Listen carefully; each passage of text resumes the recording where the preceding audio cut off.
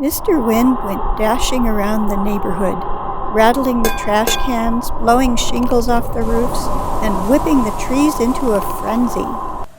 It was spring, and everything in the landscape was changing. At the end of the day, the stars and planets watched and cheered as the rays of the sun were just finishing their race across the sky, where the moon awarded ribbons of red, orange, and yellow to the winners at the finish line. Up in the clouds, baby raindrops bounced and played, waiting for the day when they would be big enough and heavy enough to visit the earth below. Mr. Wind had been blowing for days, and the trees were complaining. "Why don't you get out of our hair and go play somewhere else?" they scolded. Mr. Wind stopped. "You mean you don't want to play with me?" he asked. "No, we don't want to play with you. You're driving us nuts," they declared. Feeling deflated, Mr. Wind turned and howled away, wondering where else he could find some fun. Spying the nursery in the clouds, he had a bright idea. "I bet those babies would like to play. I'll go give them a thrill they'll never forget." Huffing and puffing, he made a full circle around them.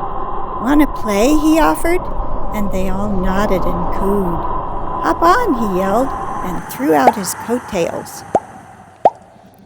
Panting and chugging, gathering steam with every breath, he headed north, giving them the ride of their life.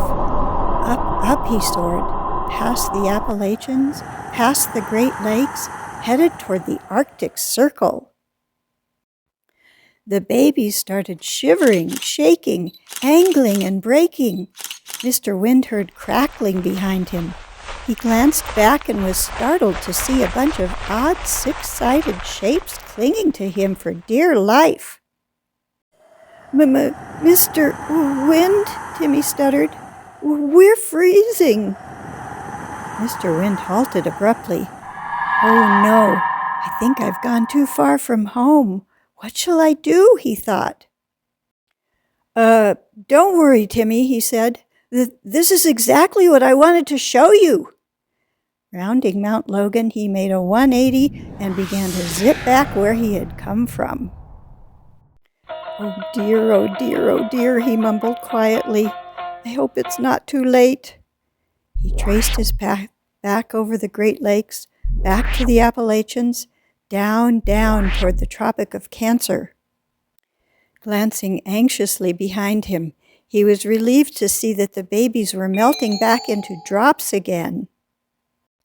With a big sigh, he looked down to see that he had arrived at the Florida coast. He headed out into the ocean and dropped his coattails. The babies slid softly into the warm, wafting waves.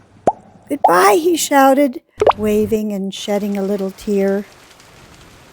"Bye, bye-bye," they answered. "Thanks for the cool ride," said Timmy, who was the oldest.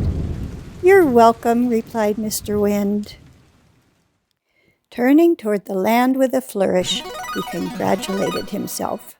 "Safely delivered to Earth," he declared. "Now I am going to go tell those trees that I am the best babysitter ever." The end.